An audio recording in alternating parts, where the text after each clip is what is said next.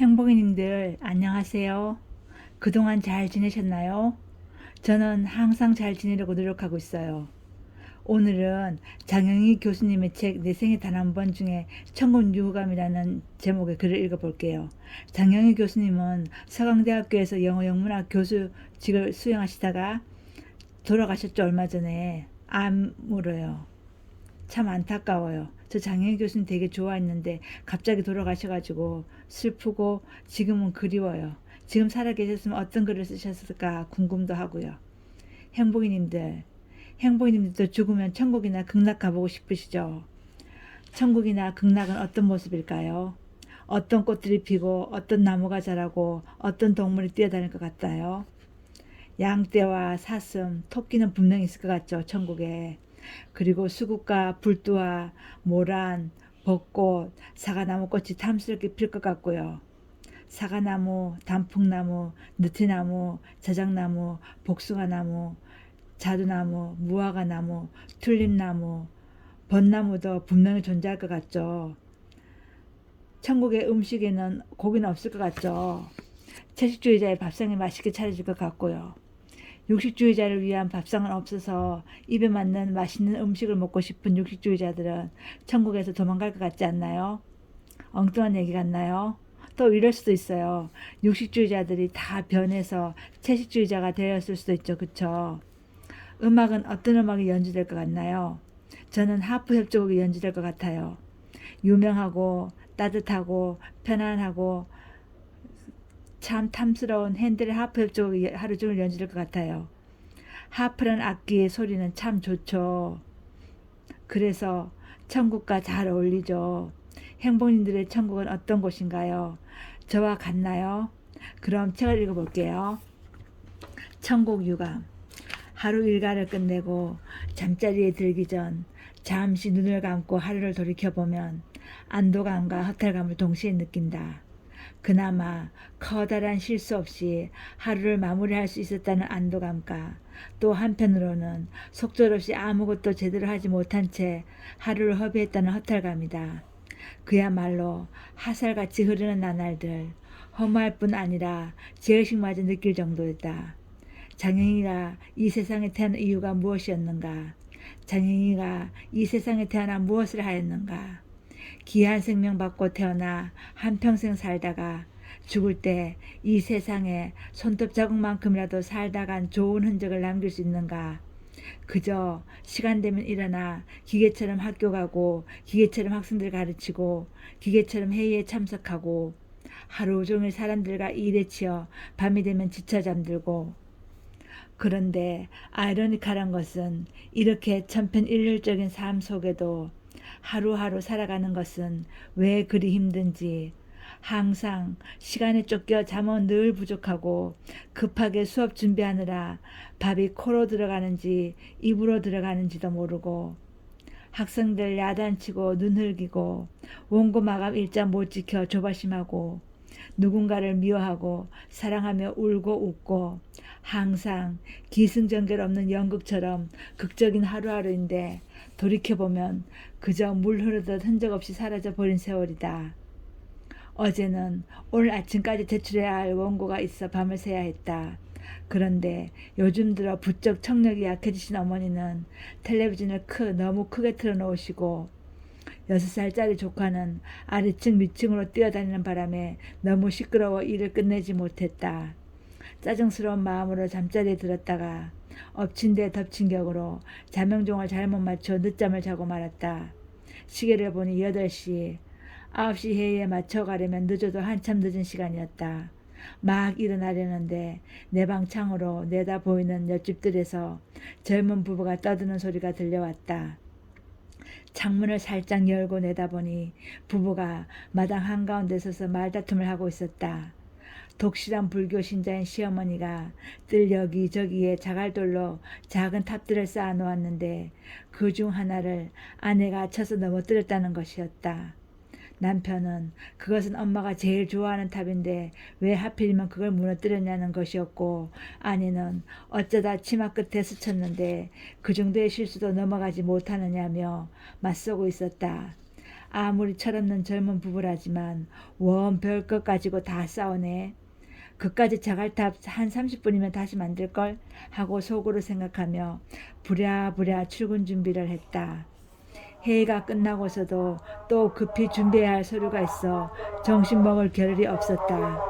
겨우 2시경에야 매점에서 산 김밥을 먹으며 서류를 챙기고 있는데 선미가 들어왔다. 선미는 요즘 들어 상담차 자주 찾아오는 학생이었다. 늘 반갑게 맞았지만 이번만큼은 별로 반갑지 않았다. 그래도 차마 다음에 오라는 말은 못하고 앉으라고 했다. 병으로 1년 휴학하고 나니 학교 생활에 적응하는 것이 힘들더라.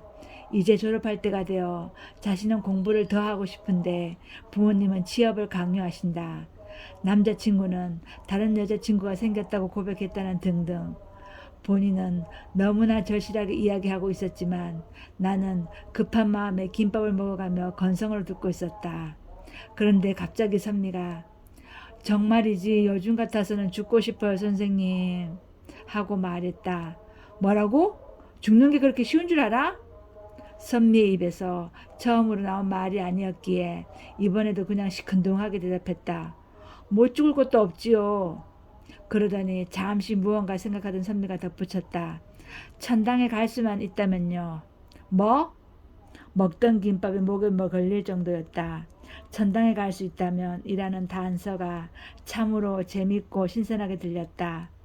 한 번도 생각해 본 적이 없지만 듣고 보니 꽤 논리적이고 타당한 말이었다. 죄는 많이 지었지만 그래도 다행히 지옥불에 떨어지지 않고 천당에 갈 수 있다면 이 고달픈 삶을 지금 당장 청산하고 천당에 가보는 것도 어떠라 싶었다. 물론 가본 적은 없지만 이상하게도 천국하면 구체적으로 떠오르는 그림이 있다. 아주 평온하고 푸른 들판에 향기로운 미풍이 불고 아름다운 꽃이 피어있는 풍경. 그 위에 헐렁하고 편한 흰색 옷을 입은 사람들이 누워 하루 종일 천상의 음악을 들으며 기막히게 맛있는 음식에 천상의 음료를 마신다. 물론 일 따위는 할 필요도 없다. 우리가 알고 있는 것과 같은 시간은 존재하지 않으므로 죽을 필요가 없고 죽지 않으니 사랑하는 사람과 영원한 이별도 없다. 전쟁도 없고 질병도 없고 환경 문제도 없고 IMF도 없고 회의도 없고 채점해야 할 학생들의 페이퍼도 없고 그리고 무엇보다 하루하루 서로 미워하고 질시하거나 싸우는 일도 없다. 오늘 아침에 그 젊은 부부만 해도 천국에서라면 싸우지 않을 것이다. 아니, 애당초 그 시어머니가 하늘을 향한 마음으로 그런 탑을 쌓지도 않을 것이다. 부처님과 예수님이 이웃이고 아무 때나 마음 내키면 찾아가서 함께 대화할 수 있을 테니까. 얼마나 아름답고 완벽한 삶인가. 그런 천국에서 산다는 건 얼마나 행복하겠는가. 그렇지. 나도 죽는 바로 그 순간 하늘에서 날개 달린 천사들이 내려와 천국으로 모셔간다는 보장만 있다면 지금 죽는 것도 별로 나쁘지 않겠지. 선미가 간 후에야 문득 오래전에 읽은 이야기 하나가 생각이 났다. 노벨 문학상을 받은 유대인 작가 알장 싱어가 쓴 바보들의 천국이라는 단편이다. 아첼은 어느 부자 상인의 외아들인데 천성이 게을러서 일하거나 공부하는 것을 끔찍히 싫어했다. 그는 자기가 아버지 사업을 물려받아야 할 것을 알고 있었고 그것은 죽기보다 싫은 일이었다. 그러던 중 어느 날 유모로부터 천국에 가면 일할 필요도 없이 매일 놀고 먹을 수 있다는 말을 듣고 귀가 번쩍 뜨였다. 그리고는 죽어야 천국에 갈 수 있다는 말에 천국에 가고 싶은 나머지 죽기를 바라며 오랫동안 꼼짝 않고 침대에 누워 있었다. 아첼의 부모는 걱정이 되어 현명한 의사와 상의하였고 의사는 처방법을 알려주었다. 아첼이 다음날 깨어보니 자신이 아름답게 장식된 방에 누워있는 게 아니겠는가. 그리고 그 곁에는 등에 날개가 달린 천사들이 그가 깨어나길 기다리고 있었다. 여기가 어디죠?